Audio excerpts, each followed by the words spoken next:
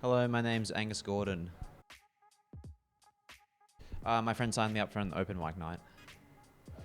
But I also really wanted to do it. That makes you sound like I was reluctant or unwilling. No, they did me a favor. They knew I wanted to, but I was too much of a coward to do it myself. I was just going to uni. The feeling of coming up with jokes, like that first time you think of something funny, you just laugh to yourself. That's the best. At a pub near the Mater Hospital that Ting, Lim, and Becky Lucas used to run. That first night, I bombed so bad. I thought I was gonna be really good, and then I got up there and I physically couldn't speak. I don't know, maybe it was only 10 seconds, but I felt like I just couldn't say anything. And then all my friends would come just to watch me just be like the worst. just literally stand there, unable to just get a word out. Yeah. I mean, and I've obviously just bombed 100 times since then, but that's the one that stands out the most.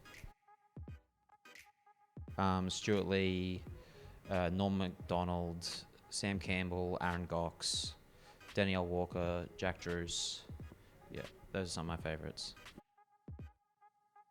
That's an interesting question, man, because what do I think is the highlight of my career? Is in terms of achieving things, or particular gigs, or coming up with different jokes? Because you could have a real shallow answer and just be, oh, winning Best Newcomer, that was an amazing feeling. Or winning Raw, that was a really good feeling. And doing gigs in the UK was good. But I think, I don't know, I think if to keep going in comedy, for me, I have to tell my, it's a process.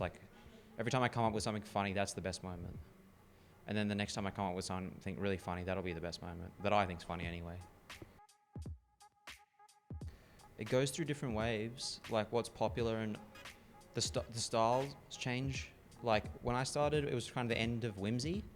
Whimsy was really in. And then it was the beginning of the Louis C.K. kind of edgelord, Confession as Truth. And now we're in sort of more like a woke kind of era. I mean, these are just broad sort of thematic changes, but it'll just keep going. If I keep doing it, cultural taste will just keep changing, and you've got to keep adapting to what people are talking about without losing your sort of vision and idea. But yeah, and then even on a micro level, you'll see in comedy scenes, if this is for open micers, people don't steal jokes, but they'll steal expressions. So different words will become popular for 6 months in local comedy scenes, and then they'll completely disappear. When I started, everyone would just talk about durries all the time, because Greg Larson did. Just do it.